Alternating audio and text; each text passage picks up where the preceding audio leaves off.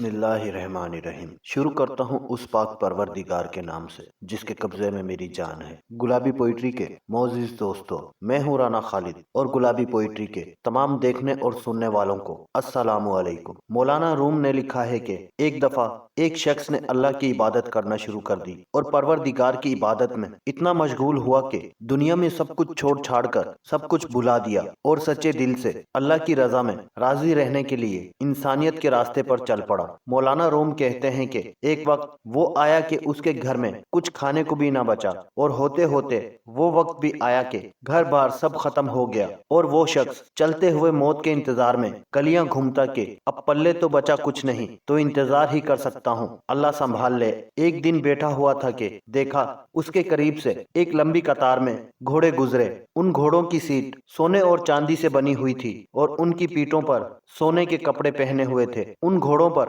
جو لوگ بیٹھے ہوئے تھے وہ کسی شاہی گھرانے سے کم نہ لگتے تھے۔ ان کے سروں پر سونے کی ٹوپیاں تھیں اور ایسے معلوم ہو رہا تھا کوئی بادشاہ جا رہے ہیں۔ اس شخص کے دریافت کرنے پر اسے بتایا گیا کہ یہ 7 گاؤں میں ایک بادشاہ ہے، یہ سب اس کے غلام ہیں اور بادشاہ کے دربار میں جا رہے ہیں۔ وہ شخص کچھ دیر حیران ہوا کہ یہ حالت غلاموں کی ہے تو بادشاہ کی کیا حالت ہوگی۔ اس نے آسمان کی طرف سر اٹھا کر کہا، میرے بادشاہ، میرے مالک، میرے اللہ، شکوہ تجھ سے نہیں کرتا، لیکن اس بادشاہ سے ہی غلاموں کا خیال رکھنا سیکھ لے۔ اتنی بات کہہ کر وہ شخص چل دیا۔ کچھ دن گزرے تو ایک بزرگ آئے اور اس کا بازو پکڑ کر اسے ایک جگہ لے گئے جہاں وہی غلام وہی گھوڑے تھے، اور دیکھتا کیا ہے کہ کسی گھوڑے کی ٹانگ کٹی ہوئی ہے، کسی غلام کا دھڑ گھوڑے کی پشت پر پڑا ہوا ہے، کسی غلام کے ہاتھ کٹے ہوئے ہیں، کسی کے سر سے خون نکل رہا ہے، کوئی گھوڑے کو زخمی حالت میں واپس لے کر جا رہا ہے۔ وہ شخص حیران ہوا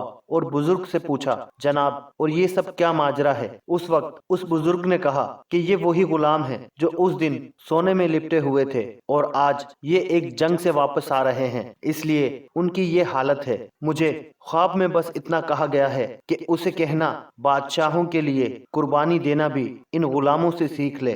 حقیقت میں ہمیں قربانی دینا آیا ہی نہیں، چاہے دین کا معاملہ سیدھا کرنا ہو، رشتہ داروں کا یا دنیا کا۔ جس دن ہم قربانی دینا سیکھ لیں گے دین کے لیے، اپنوں کے لیے اور دنیا کے لیے، اور اس پر توکل کرنا سیکھ لیں گے، تو اللہ رب العزت ایسی بادشاہت عطا فرمائے گا جو کبھی ختم نہیں ہوگی۔ ناظرین گرامی، آج کی یہ ویڈیو بس یہیں تک۔ امید ہے یہ ویڈیو آپ کو بے حد پسند آئی ہوگی۔ ویڈیو پسند آنے کی صورت میں ویڈیو کو لائک اور شیئر ضرور کیجیے گا۔ اسی کے ساتھ آپ کا دوست رانا خالد آپ سے اجازت چاہتا ہے، پھر ملیں گے کسی نئی کہانی کے ساتھ۔ تب تک کے لیے اللہ ہم سب کا حامی و ناصر۔ اللہ حافظ۔ السلام علیکم ورحمۃ اللہ وبرکاتہ۔